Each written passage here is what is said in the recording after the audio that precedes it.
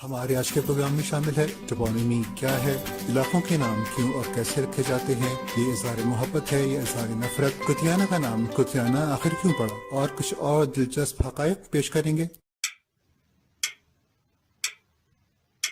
जीवन का हर भेद है गहरा, उलझे जो सुलझाए, बोझल जब हों मन के नैना, ठहरो सोच सराए।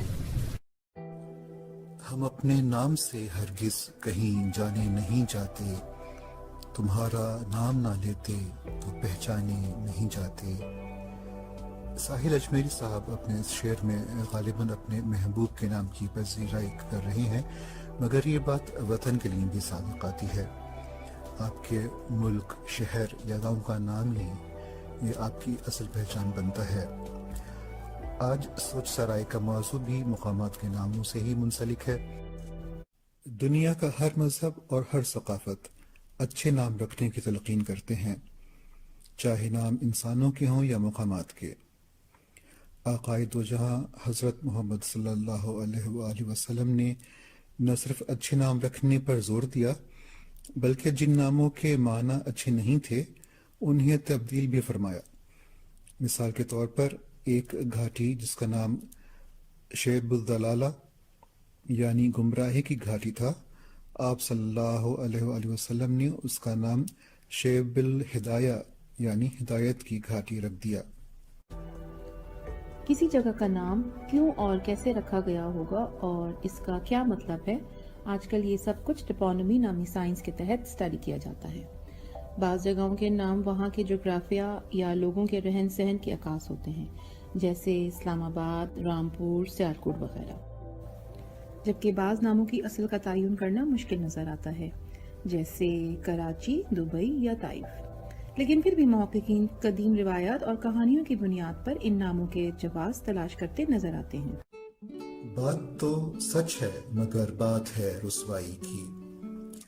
پروین شاکر صاحبہ کا یہ مصرع مجھے اس لیے یاد آ گیا کہ کبھی کبھی مقامات کے نام رکھنے کی وجہ نفرت بھی ہوتی ہے، اور ستم ظریفی کی بات تو یہ ہے کہ نفرت کی بنیاد پر رکھا گیا نام بھی کسی نہ کسی زاویے سے اچھا ہی ہوتا ہے، مگر بسا اوقات یہ معاملات اتنے حساس ہو جاتے ہیں کہ جنگ و جدل کی نوبت آ جاتی ہے۔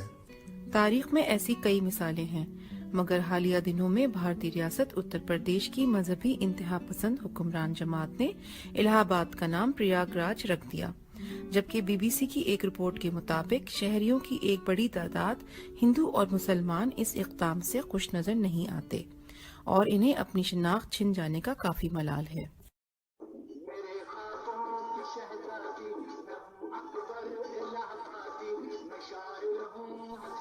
مشہور شاعر جناب اکبر الہ آبادی صاحب نے شاید ان حالات کو 150 سال پہلے ہی محسوس کر لیا تھا، اسی لیے انہوں نے کہا، دنیا میں ہوں دنیا کا طلبگار نہیں ہوں، بازار سے گزرا ہوں خریدار نہیں ہوں۔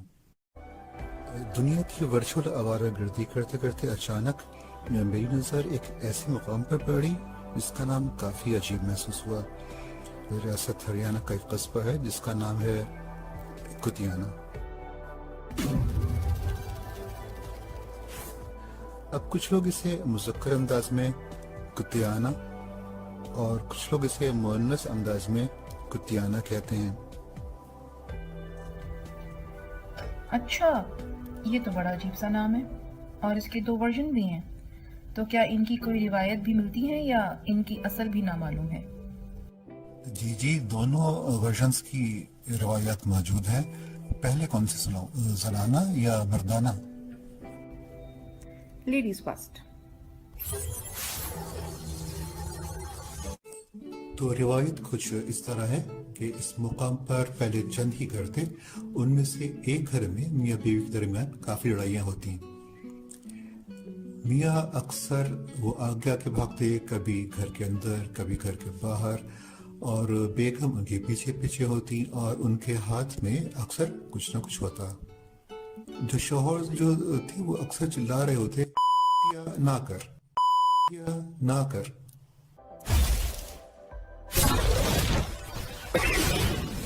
یہ بات اتنی مشہور ہوئی کہ آس پاس کے جو گاؤں تھے انہوں نے اس بستی کا نام رکھ دیا موجودہ نام بالاضافہ کر.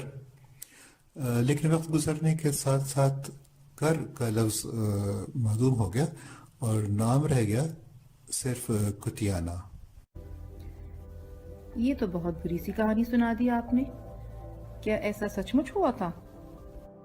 قصہ گو ہوں میں قصہ گر تو نہیں، ہر کہانی بھی معتبر تو نہیں، سن لو میری حکایتیں ان میں دل لگی ہے فقط ضرر تو نہیں. ہماری لاسٹ ایپیسوڈ کامیاب کون ہے اور خاص طور پر دی ڈائبٹیز سینٹر کی کہانی احتشام الدین صاحب کی زبانی پسند کرنے کا بہت بہت شکریہ. آپ لوگوں کے زبردست فیڈ بیک سے ہماری بہت حوصلہ افزائی ہوئی. یہ ہماری آپ سے درخواست ہے کہ سوشل میڈیا کے دوسرے پلیٹ فارمز کے علاوہ یوٹیوب پر بھی آ کر کمنٹس ضرور کیا کریں.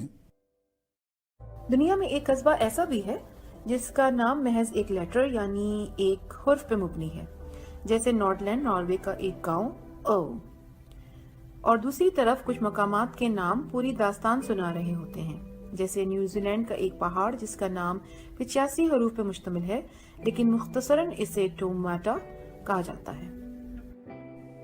اچھا، آپ مردانہ ورژن کی بھی داستان بیان کر دوں تو اس علاقے میں کسی زمانے میں ایک نوجوان رہتا تھا جس کو گانے کا بہت شوق تھا، جنون کی حد تک، لیکن وہ نہایت بے سرا تھا. ماں نے پابندی لگا دی تھی کہ گھر کے اندر تو تمہیں گانا نہیں ہے، لہٰذا وہ باہر گلی میں کھڑا ہو کر گانا گاتا رہتا. آتے جاتے لوگ اس کو منع کرتے لیکن وہ کسی کی نہ سنتا اور اس کی بھی کوئی نہ سنتا سوائے ایک پتے کے جو اس کے پاس آ کے بیٹھ جاتا اور اس کے ساتھ ساتھ روتا رہتا.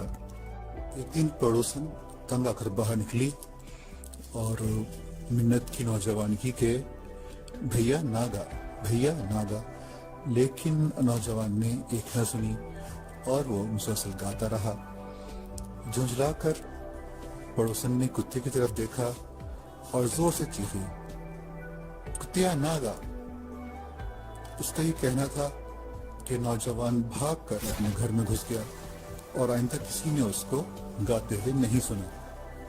نوجوان کے گانا چھوڑنے کا قصہ اتنا مشہور ہوا کہ اس علاقے کا نام ہی کتیا ناگا پڑ گیا، جو وقت گزرنے کے ساتھ ساتھ کتیا نا رہ گیا. اور اب آخر میں حاضر ہے پاکستان کے مختلف مقامات کے بارے میں بنائے گئے گانوں کا ایک کولاج. لطف اندوز ہوں. اللہ حافظ.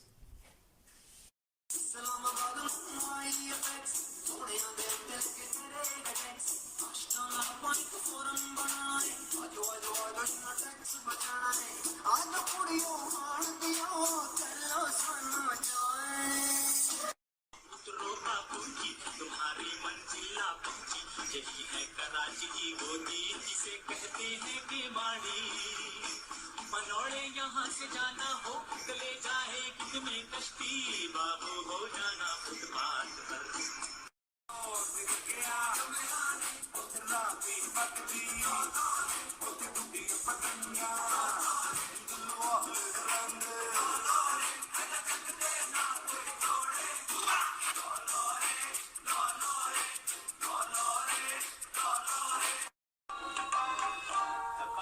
عشق کا ہے حسن پہ مر جانا میری بھول جانا، تقاضا عشق کا ہے حسن پہ مر جانا میری بھول جانا، پشاور سے میری خاطر بنتا سلانا.